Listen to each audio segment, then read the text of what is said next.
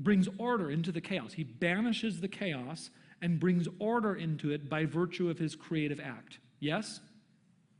And then also, what does he do? He creates a bountiful, extravagantly fruitful world for the culmination of his creation, the humans made in his image.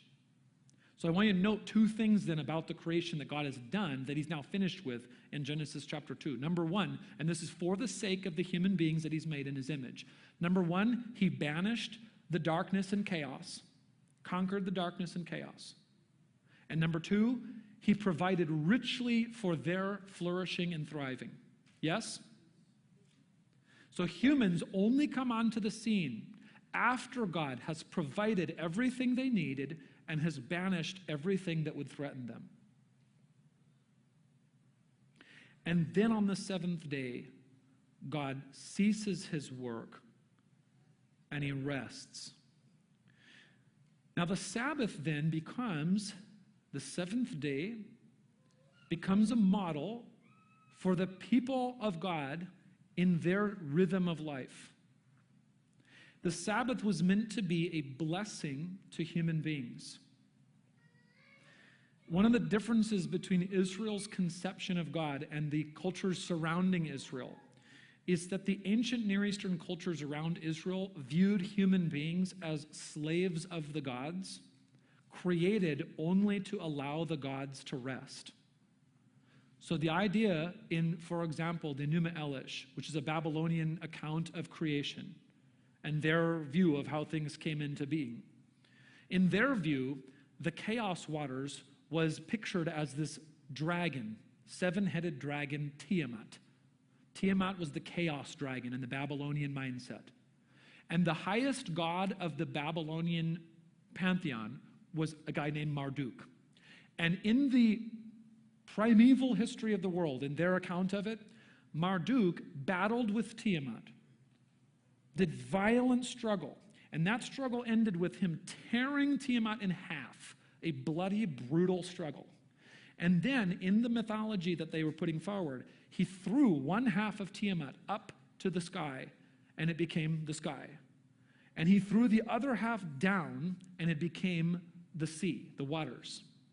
And then, from this torn corpse, blood dripped down onto the land.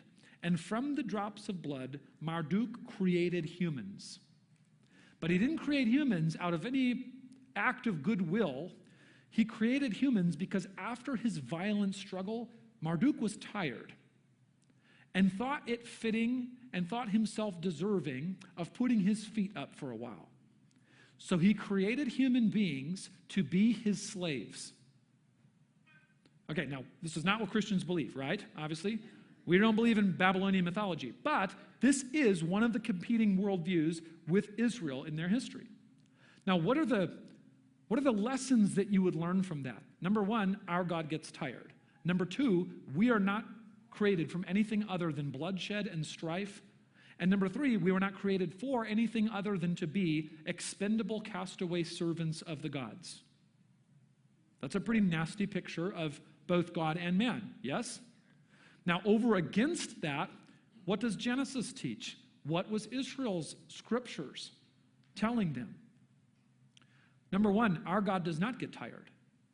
Number two, our God did not create us from violence and bloodshed. He created us in his image with love and care.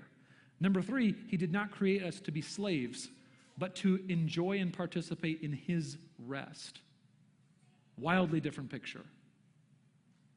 And that's the picture of the Sabbath. God does not need humans to serve him so that he doesn't have to do any work. You see this show up over and over and over in the Bible. In the prophets, God will say to his people things like this: if I was hungry, I wouldn't even tell you.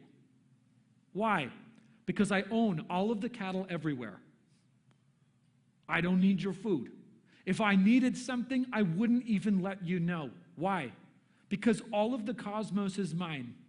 I don't need anything from you. And we think, well, that sounds mean on God's part. It's not mean on God's part. It means that God did not create you to be a slave. God created you to be an image bearer, which we talked about last week. And particularly here, God created you to share in his rest.